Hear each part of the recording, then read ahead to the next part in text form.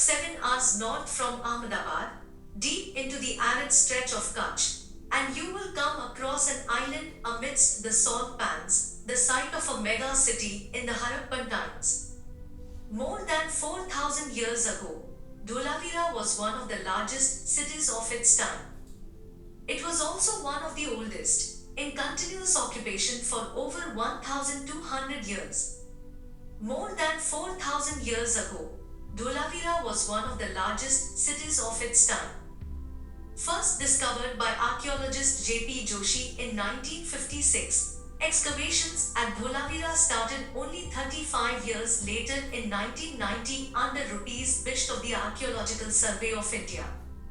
Spread over an area of 100 hectares, the site of Dholavira shows a continuous evolution, and studies here have brought out some fascinating aspects of the Harappan civilization. Dholavira was occupied from 3rd millennium BC to the middle of 2nd millennium BC, which is from about 2650 BCE to 1450 BCE, and has 7 different stages which document the rise and fall of the Harappan civilization.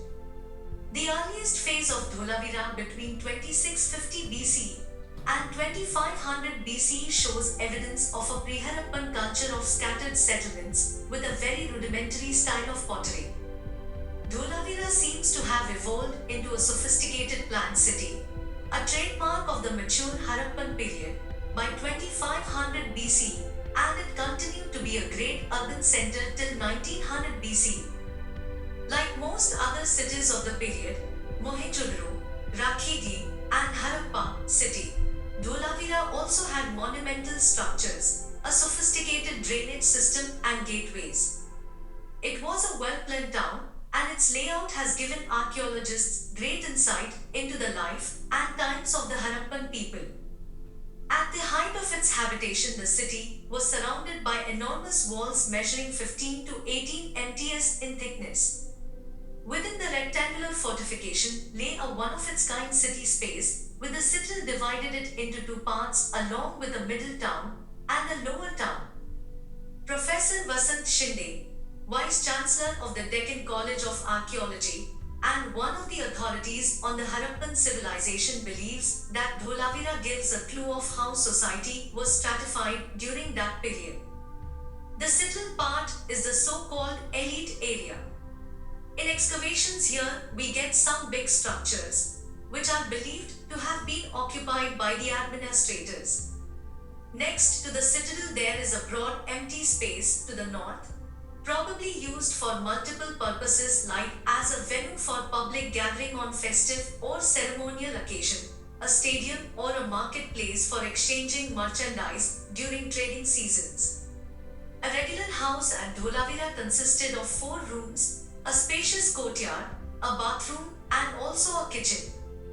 One standout find here at Dholavira was what looks like a signboard made up of 10 large-sized letters of the Harappan script. The 3-meter-long inscription was found below the northern gateway, and archaeologists speculate that the letters must have been inlaid on a wooden signboard right above the door of the gate so as to be visible from afar. Another striking aspect of Dholavira is the water management system.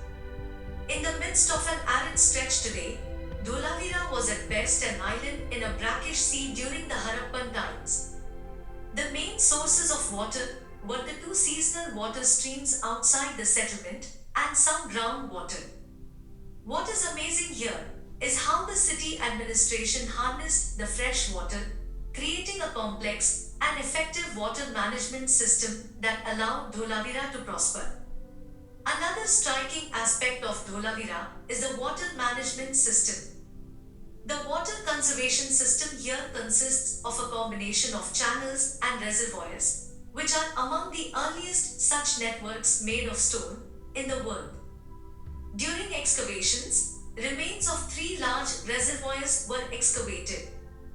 One of these is 3 times bigger than the Great Bath of Mohenjo-daro. Within the Dholavira city walls, 16 fresh water reservoirs have been found, each of varying size. Professor Shinde believes that the 2 small streams played a crucial role. today the rivulets flood up during the brief rains in the area.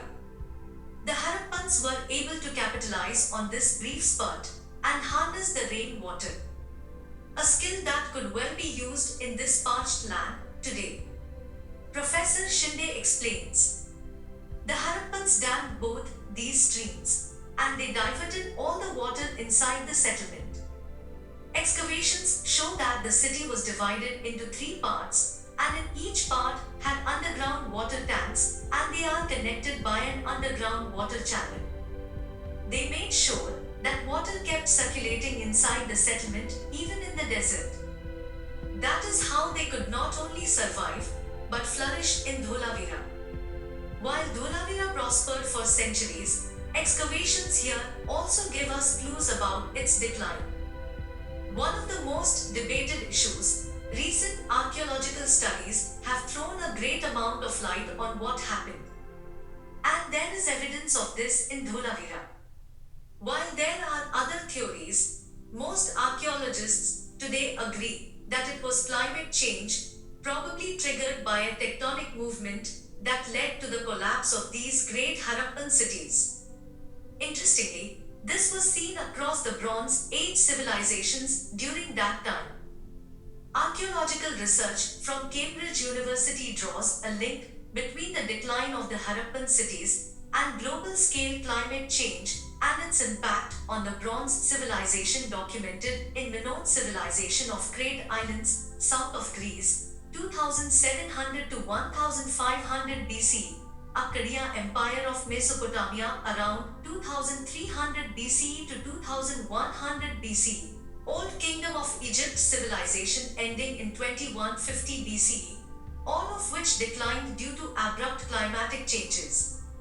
Cameron Petrie, an archaeologist from Cambridge University, says that by the mid of 2nd millennium BCE, the major cities of Indus Valley civilizations, all the great urban centers, had dramatically reduced in size or been abandoned.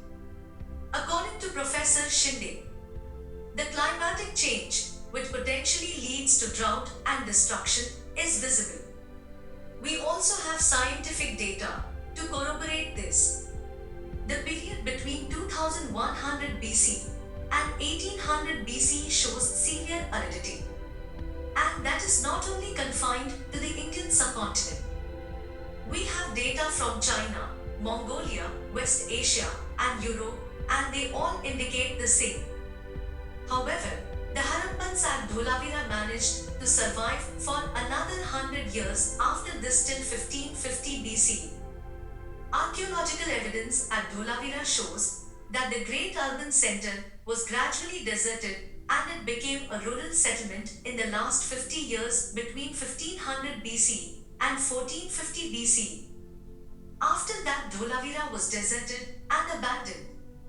Archaeologists like Professor Shinde believe that as the climate of the northwest region and the Indus Plains became drier and harsher, people started moving towards the east and the periphery areas of the once great civilization which were already occupied by local farming communities. The Harappans merged with people from the rural communities of the Jorve and Malwa culture existing in the regions of Deccan and Malwa Plateau. There is archaeological evidence that suggests that the Harappans also merged with ochre-colored pottery, OCP, culture spread around the northwestern parts of India. Professor Shinde sheds some light on this. Harappans got mixed up with the local cultures like OCP. We get mixed pottery of OCP, ochre-colored pottery, and Harappan together at some stage as we come towards the end of the Harappan culture. So in the initial stages we get OCP and Harappan pottery together. They started moving to those parts and started mixing with people there, and over time they got absorbed into the society of Gangetic Plains. Without writing or records, the end of Harappa and the trauma that the people faced remains lost to us because the script hasn't been deciphered. But Dholavira is the closest we can get to seeing how this great civilization, the largest of its time, rose and fell.